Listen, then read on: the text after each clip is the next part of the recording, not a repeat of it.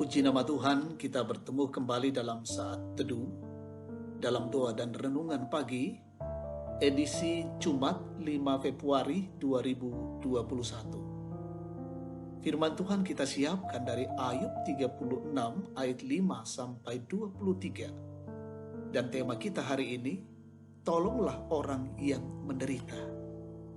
Mari sebelum membaca firman Tuhan, kita berdoa.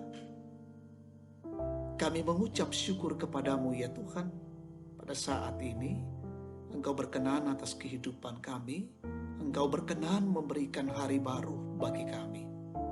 Kami sambut dengan sukacita anugerah Tuhan ini. Dan kami mau dasari perjalanan hidup kami hari ini dengan kebenaran firman Allah. Karena itu kami memohon kasih karunia Tuhan. Kami memohon tuntunan Roh Kudus memperlengkapi kami dengan hikmat, sehingga kami boleh memahami kebenaran firman Tuhan yang akan kami baca dan renungkan saat ini. Bersabdalah Tuhan, ampuni dosa kami. Dalam nama Tuhan Yesus, kami datang berdoa dan bersyukur. Amin. Ayub 36 ayat 5 sampai 23. Firman Tuhan berbunyi demikian. Ketahuilah Allah itu perkasa, namun tidak memandang hina apapun. Ia perkasa dalam kekuatan akal budi.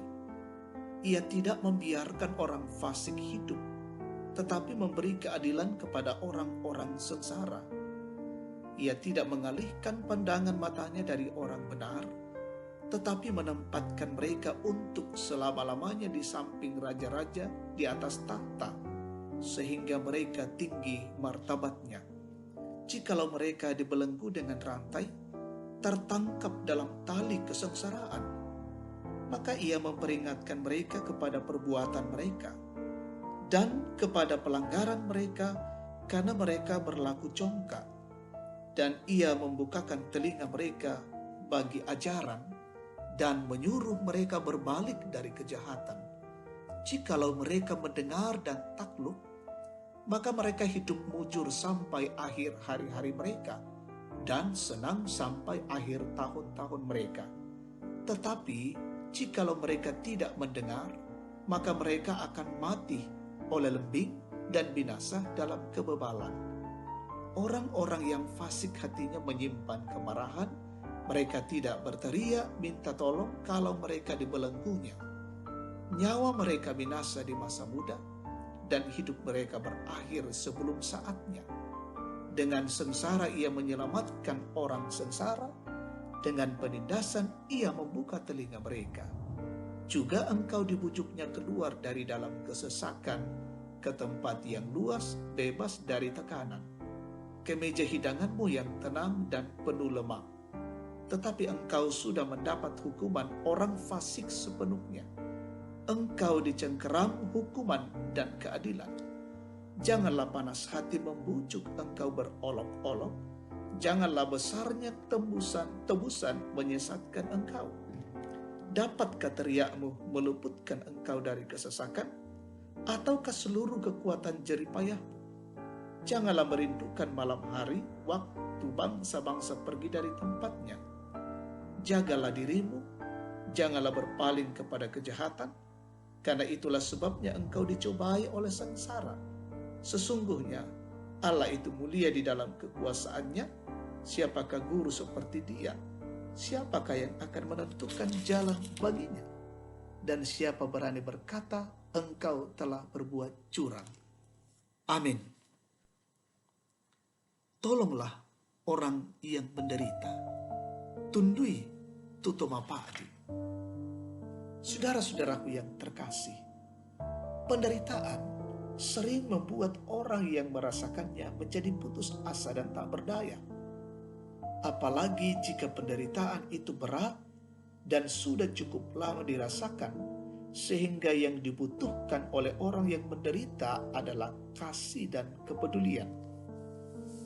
Dalam perikop kita, Ayub, seorang yang saleh, diizinkan Tuhan mengalami penderitaan cukup berat dan berkepanjangan. Namun sahabat-sahabat Ayub menganggap bahwa Ayub menderita oleh karena dosa. Sahabat-sahabat Ayub satu persatu menasehati Ayub, tetapi itu justru membuat Ayub semakin tertekan. Elihu salah satu sahabat Ayub yang berusaha menasehati Ayub. Elihu memperlakukan Allah seperti suatu mekanisme, menghukum orang fasik dan memberkati orang benar. Penderitaan dipandangnya sebagai cara Allah memperingatkan orang yang fasik agar bertobat. Jika demikian, Ayub dianggapnya termasuk kelompok orang fasik yang sudah diingatkan Allah melalui penderitaannya, seperti seorang penjahat. Apakah itu benar? Bukankah Ayub adalah seorang yang saleh dan benar di mata Tuhan? Lalu mengapa orang benar menderita? Tidak selamanya penderitaan itu disebabkan oleh karena dosa. Tetapi ada penderitaan yang Tuhan izinkan karena Tuhan sedang membentuk kita untuk menjadi orang Kristen yang lebih baik. Dan melalui semua penderitaan itu, nama Allah dipermuliakan. Saudara yang terkasih, tugas kita ketika melihat orang lain menderita adalah menolongnya, bukan justru menambah beban penderitaannya dengan cara menghakimi mereka. Yakinlah bahwa sebesar apapun penderitaan manusia, lebih besar kasih karunia Tuhan serta kuasa pemulihannya. Kita dapat memulai perjalanan menuju pemulihan bila kita memerlukan pertolongan. Amin. Mari kita berdoa. Kami bersyukur kepadamu ya Tuhan Allah atas kebenaran firman-Mu. Boleh menyapa kami, boleh kami dengarkan saat ini. Bila firman Tuhan ini meneguhkan, menolong, dan menopang kami. Tugas kami adalah senantiasa menolong orang-orang yang menderita, orang-orang yang kelaparan, orang-orang yang membutuhkan pertolongan. Bila kami hadir di sana, menjadi berkat. Kami berdoa untuk perjalanan hidup kami hari ini ya Tuhan. Lindungi dan berkatilah kami, jauhkan kami dari gangguan-gangguan, sehingga perjalanan kami menjadi perjalanan yang memuliakan Allah. Pekerjaan-pekerjaan kami, tambahkan kekuatan bagi kami dan hikmat untuk melaksanakannya. Dan semuanya juga untuk kemuliaan Allah. Berkati keluarga kami hari ini.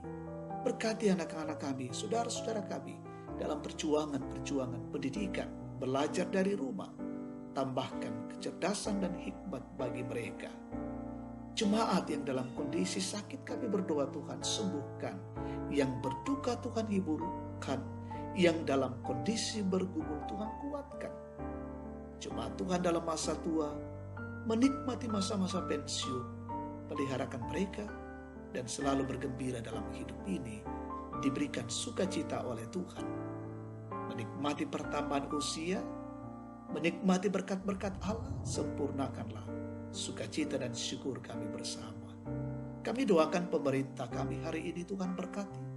Mereka memimpin kami dengan baik, melayani kami, melaksanakan setiap program, dan semuanya dalam rangka keamanan dan kesejahteraan bangsa dan negara ini. Berkati pejuang-pejuang garda terdepan hari ini. Berkati kami semua yang terus menjaga dan melindungi diri kami, keluarga kami, dan kami memohon Tuhan menjauhkan kami dari wabah COVID-19. Terima kasih Tuhan. Inilah doa dan syukur kami. Kami persembahkan kepadamu dalam nama Tuhan Yesus, Tuhan dan Juru Selamat. Haleluya. Amin. Demikian saat teduh kita. Saat ini Tuhan dipuji dan dipermuliakan. Diberkatilah kita semua. Salam sehat untuk kita sekalian.